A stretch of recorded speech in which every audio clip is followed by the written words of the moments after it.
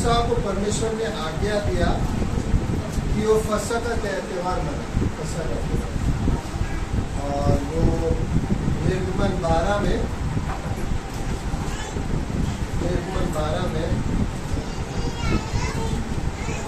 20 वचन से ऐसा लिखा है कि फसह का त्यौहार मनाते थे और इनका पहला महीना था, महीना का शुरुआत किया था। परमेश्वर ने कहा कि जिस तरह हम जनवरी हमारा पहला महीना, उनके लिए महीना पहला है, अप्रैल में आता है। और 20 वचन में कोई खमीरी वस्तु न खाना और सब घरों में बिना खमीर की रोटी खाया जाए। खमीर का मतलब है कि एक तरह से पाप है, खमीर का मतलब, और हम लोग पाप में नहीं रहते हैं। 21 में तब मूसा ने इस्राएल के सब पुरानियों को बुलवाकर कहा, तुम अपने अपने कुल के अनुसार एक एक मेमना अलग कर रखें और फसह का पशु बलि करें और उसका लहू जो तसले में होगा उसे जूफा का एक गुच्छा डुबाकर उसे तसले में के लहू के द्वार के चौखट के सिरे और दोनों अलंगों पर कुछ लगाना। यानी कि ये द्वार है, ये दरवाजा है, द्वार, तो उनको फसह का पर्व में क्या लगाना होगा? लहू लगाना होगा। तो मेमना को बलिदान करेंगे और वो आज मेमना हमारे लिए कौन है? यीशु मसीह है। तो यहाँ पर लहू लगाया जाएगा ऊपर, और यहाँ पर लहू लगाया जाएगा, और यहाँ पर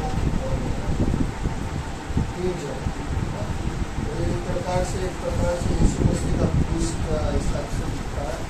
और ये दरवाजा है, और परमेश्वर एक तरह से परमेश्वर ही करेगा। और कहा जाता है एंजल आकर उस रात में जहाँ पर दरवाजे पे लहू ने लगाया है, तो वहाँ का परमेश्वर जो भी है उस घर के अंदर पहला बेटा है, पहला क्या उसका क्या होगा? मौत। और जहाँ पर लहू दिखा है तो उसके ऊपर से क्या होगा? पास होकर जाएगा। इसके लिए उसको अंग्रेजी में बोलता है पास ओवर। सबने एग्जाम दिया है ना स्कूल में? क्या? शायद किसने नहीं दिया होगा, लेकिन आपने अपने बच्चे को भी पढ़ाया है। तो 6वीं से 7वीं में जाते हैं तो हम लोग क्या बोलते हैं उसको? पास हो गया। पास का मतलब क्या है? पास हो गया। 6वीं से अभी ऊपर गया, 8वीं में पास हो गया। तो ये पास होने का मतलब है कि परमेश्वर के दरवाजे को लहू देखने से पास होगा और इसको हाथ नहीं लगाएगा। अगर इसमें लहू नहीं है तो इसके अंदर का एक व्यक्ति मरेगा। तो परमेश्वर ने आज्ञा दिया उनको और उन्होंने वैसा किया। और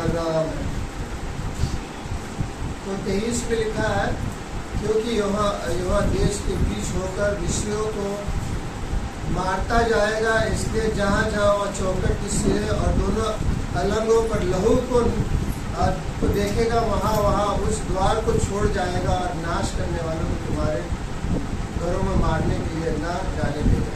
फिर तुम इस विधि को अपने वंश के लिए सदा की विधि जानकर माना करो। यानी आगे चलकर उनको विधि रखना पड़ेगा। और यीशु मसीह और लहू लगाने का मतलब है कि यीशु मसीह हमारे लिए वो मेमना है। और हमारे लहू किसने दिया है? यीशु मसीह ने। कहाँ पर दिया है लहू हमारे लिए? क्रूस पर। क्रूस है,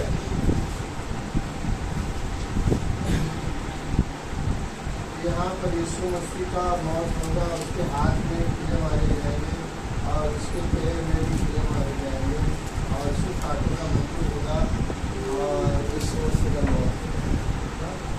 और इनके लहू की वजह से क्या हुआ है? हमें क्षमा मिला है। परमेश्वर का क्रोध हमारे ऊपर था क्योंकि आदम ने पाप किया था और हमने भी पाप किया इस दुनिया में। लेकिन यीशु मसीह के लहू की वजह से आज परमेश्वर हमें माफ़ी देता है उस लहू की वजह से। तो बाइबल के अनुसार यीशु मसीह ने पर्व का त्यौहार मनाया। मत्ती 26 में 17 से लेके 30 तक उसमें लिखा है। और 26 से 30 में यीशु मसीह ने वो हम लोग प्रभु भोज मनाते हैं ना, तो उस वक्त उन्होंने नया चीज हमें दिया कि हम प्रभु भोज मनाएं, यानी कि उसका हम शरीर खाते हैं, एक तरह से रोटी खाते हैं, और फिर बाद में हम लहू पीते हैं, यानी कि दाखरस पीते हैं, तो उनका लहू, और उनका लहू उन्होंने कहा कि ये मेरा लहू है नया वाचा का, नया वाचा। पुराने नियम का वाचा मूसा के द्वारा दिया गया था और उसमें बहुत नियम था, लेकिन यीशु मसीह ने फिर उस नियम में हमारे लिए क्या लेके आया? अनुग्रह का नियम। हम अभी अनुग्रह के द्वारा जीते हैं।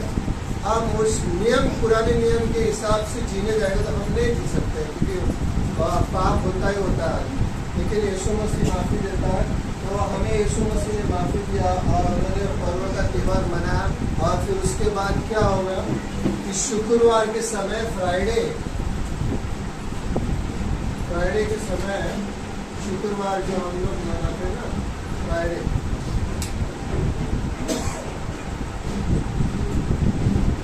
फ्राइडे के दिन हम लोग इसके लिए उसको गुड फ्राइडे बोलते हैं। गुड फ्राइडे क्यों बोलते हैं? क्योंकि यीशु मसीह का मौत हुआ। गुड क्यों बोलते हैं? अच्छा क्यों बोलते हैं? क्योंकि उसकी वजह से हमें माफी मिला, इसके लिए हम लोग बोलते हैं गुड फ्राइडे। अच्छा, परमेश्वर ने हमको माफी दिया, गुड फ्राइडे। हम लोग शोकित हैं एक तरह से, यीशु मसीह का मौत हुआ। उसका मौत बहुत कठिन परिस्थिति में हुआ था। उनको इतने मारे थे कि आपका बाइबल स्कॉलर बोलते हैं कि आप उनके यीशु मसीह के चेहरे को भी नहीं पहचान सकते थे। उनको इतना बलिदान के रूप में मारा गया और उसको चाबुक से मारते थे, तो उसमें मेटल का पीस हुआ करता था और कुछ पत्थर का भी कुछ थे, और उसको मारते थे और घसीटते थे, तो उसका शरीर छीलता था सब समय। तो उसको ऐसे मारते मारते उसको वहाँ पर क्रूस पर लेकर गए और उनका हाथ में यहाँ पर बोलते हैं, यहाँ पर और यहाँ पर किले मारते। यहाँ पर मारना एक तरह से अलग बात है, लेकिन यहाँ पर मारना बहुत दर्द होता है। आपने कभी किले अपने आप को मारा है क्या? मैं एक बार पिन मार के देखा है, जरा पिन मार के मैं कितना सह सकता हूँ, और कुछ है हद तक मैंने उसको सह लिया, लेकिन उसके बाद में मुझे दर्द होने लगा। आप सोचो, किले मारना इतना कठिन है, और उसके हाथ में किले मार दिए, पैर में उनका पैर को रखकर बोलते हैं कि इस हाथ से किले मारे, और फिर वो करीब 3 घंटे उस पर था। और वहाँ पर अंधियारा छाया, मत्ती 27 में लिखा है कि अंधियारा था, और परमेश्वर यीशु मसीह को देख नहीं सकता था, क्योंकि वो एक तरह से पाप हो गया था। उस वक्त निष्पाप था, लेकिन हमारे पाप के वजह से उसके ऊपर, उसके शरीर में चला गया, और निष्पाप व्यक्ति पापी बना उस वक्त। और फिर बाद में वहाँ पर भूकंप आया मरते वक्त, और उन्होंने सात बात यीशु मसीह ने कहा क्रूस से। एक तो उन्होंने कहा कि परमेश्वर इन्हें माफ़ करना कि नहीं जान रहे क्या, और एक 19:30 में उन्होंने कहा कि पूरा हुआ, और आखिर में इसने आखिरी शब्द ने कहा कि परमेश्वर, मैं मेरा आत्मा आपके हाथ में सौंपता हूँ, क्योंकि वो परमेश्वर था, उसको मरना, यानी कि वो परमेश्वर है, उसको मरना बोला तो उसको अपना जीवन को सौंपना होगा। और पूरा हुआ का मतलब है कि जो दुनिया के लिए जो बलिदान होना था वो पूरा हुआ है। तो परमेश्वर ने अपना इकलौता पुत्र हमारे लिए दिया, और इसका मौत बहुत भयानक था। आप इसका अनुमान नहीं कर सकते। हम कोई भी यहाँ पर बैठ के बोल नहीं सकते हैं कि उनका जो मौत बलिदान के रूप में बहुत भयानक था। तो फ्राइडे उनका मौत हो गया, इसके लिए हम गुड फ्राइडे बोलते हैं।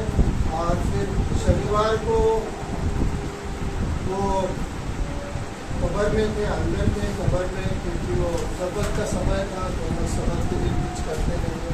और फिर रविवार को जो संडे बोलते हैं, आज वो मरे हुए से जीवित हुआ, और उसको बोलते हैं रेजरेक्शन, और पुनरुत्थान बोलते हैं, हिंदी में रेजरेक्शन बोलते हैं हम लोग, और ईस्टर भी बोलते हैं। उसका मतलब है कि यीशु मसीह मरे हुए से जीवित हुआ।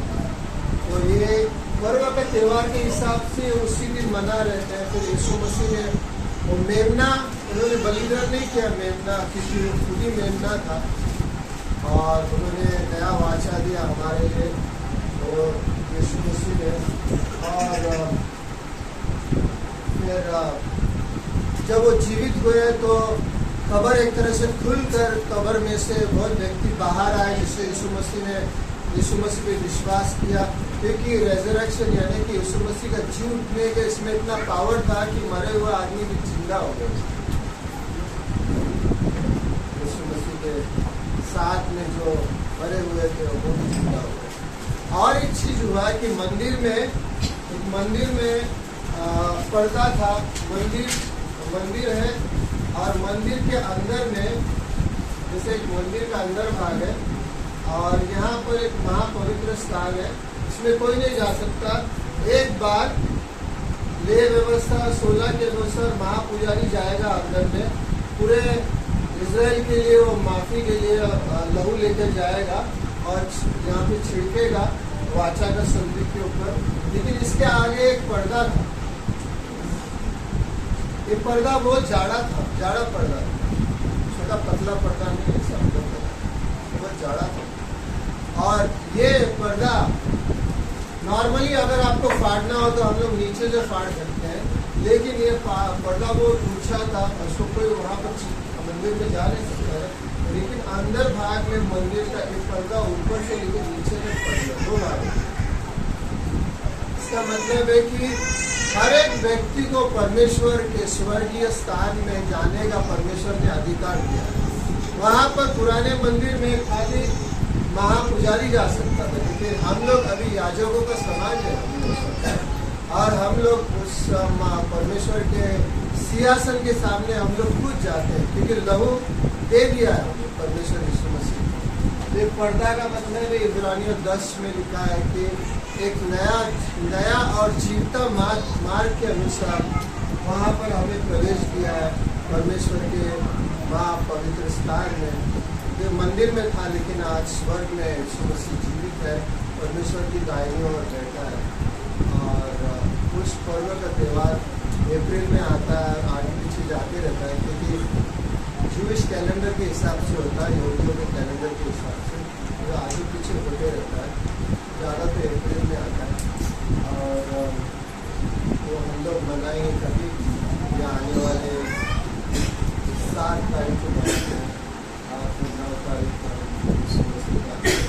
और आखिर में ये कहना है कि पहले कोरिन्थियों 5:7 में कि हम लोग कैसे बोल सकते हैं यीशु मसीह वो फसह का मेमना है। 5:6 में, पहले कोरिन्थियों 5:6 में तुम्हारा घमंड करना अच्छा नहीं है, क्या तुम नहीं जानते कि थोड़ा सा खमीर पूरे गूंदे हुए आटे को खमीर कर देता है, लेकिन पाप हमारे बीच में नहीं और हमारे अंदर नहीं। पुराना खमीर निकाल कर अपने आप को शुद्ध करो कि नया गूंदा हुआ आटा बन जाओ, ताकि तुम अब खमीरी हो। क्योंकि हमारा भी फसह का त्यौहार में जो यीशु मसीह हमारा जो फसह जो मसीह है, यीशु मसीह मेमना, उस फसह का त्यौहार का मेमना फसह मसीह है, बलिदान हमारे लिए। और ये पौलुस लिखता है कि पुराने नियम का जो मेमना था वो यीशु मसीह था, लेकिन उन्होंने हमको प्रभु भोज एक नया रूप से दिया है। हम उसको याद करते हैं, प्रभु भोज नहीं है, लेकिन हम उसको याद करते हैं, उसकी लहू को याद करते हैं, क्योंकि अनुग्रह का वाचा है और उनका शरीर हमारे लिए दिया गया था और हमारा पाप पूरी तरह से साफ हुआ है। हम लोग ना हमारे ऊपर से सब कुछ परमेश्वर ने जजमेंट था, न्याय था, वो हमारे ऊपर से निकाल दिया है। अभी हमारे ऊपर कोई न्याय नहीं है। अब स्वर्ग में जाएंगे परमेश्वर ये नहीं बोलेगा तुमने ये पाप किया था, मैं तुम्हें माफ़ी किया नहीं। वहाँ पर तो परमेश्वर हमारा पाप को दोहराएगा, लेकिन स्वर्ग में वो नहीं होगा। यीशु मसीह सब कुछ मिटा दिया। लेकिन न्याय किसका होगा? जो आदमी ने यीशु मसीह पे विश्वास नहीं किया, उसका न्याय होगा। संसार में जिसने यीशु मसीह में विश्वास किया, वो परमेश्वर के सामने महाश्रेष्ठ सिंहासन के सामने यीशु मसीह के सामने खड़े होंगे। प्रकाशित वाक्यों में लिखा और उनका न्याय होगा। लेकिन हमारा पाप यीशु मसीह ने समुद्र के नीचे डाल दिया और इतना ऊंचाई में रख दिया है हमें कि अभी पाप का कोई हिसाब नहीं है। लेकिन हम पाप नहीं करते हैं, हम पाप में नहीं जीते हैं, कि यीशु मसीह ने हमको अनुग्रह दिया है, अनुग्रह के द्वारा जीते हैं। और कोई भी व्यक्ति पूरी तरह से पुराना नियम में जी नहीं सकता, मुश्किल नहीं रख सकता। हमको अनुग्रह के द्वारा ही सब कुछ हमारा जीवन में है। तो हम फ्राइडे को मनाते हैं, वो गुड फ्राइडे, और फिर तीसरे संडे को हम रेजरेक्शन हो गया, यीशु मसीह पूरा जीवित हुआ। और इससे बड़ा दिन कोई नहीं है संसार में कि परमेश्वर हमारे लिए आया, उसने मौत किया और फिर बाद में जीवित हुआ। तो निर्गमन का किताब पढ़ो 12 और 13, और उसमें कुछ प्रकार से आपको ज्ञान होगा। तो मुझे ये कहना है कि आप बाइबल कॉलेज करो, आपको अगर ज़्यादा ज्ञान चाहिए कि कहाँ से आता है, तो आपको कुछ नॉलेज नहीं होगा। आपको किसने सवाल पूछा है कहाँ से आया है, आप गुड फ्राइडे मनाते हैं, क्यों मनाते हैं, आप क्या जवाब दें? हाँ, हम तो बोलेंगे फ्राइडे सैटरडे संडे, लेकिन कहाँ से शुरुआत है? इसके लिए बाइबल कॉलेज करना जरूरी है। हमें परमेश्वर ज्ञान देता है, और इस प्रकार इंजीनियर करता है सब कुछ, डॉक्टर लोग पढ़ाई करते हैं, उनको भी बाइबल कॉलेज करना जरूर। तो हम ज्ञान मिलेगा कि कहाँ से कैसे परमेश्वर होता है। तो हमको ये सब ज्ञान नहीं आएगा, बैठे बैठे उसको बाइबल पढ़ना पड़ता है, बाइबल के द्वारा हमें ज्ञान मिलना पड़ता है कि कहाँ से आता है। इसका सभी चीज़ में बाइबल का हम लोग जो भी मनाते हैं उसका कारण हम लोग ऐसे ही नहीं मनाते, इसलिए ऐसे नहीं। तो परमेश्वर ने ये सब नियुक्त किया, उसके हिसाब से यीशु मसीह को भेजा था हमारे लिए, ताकि उस पर संसार के लिए आमेन।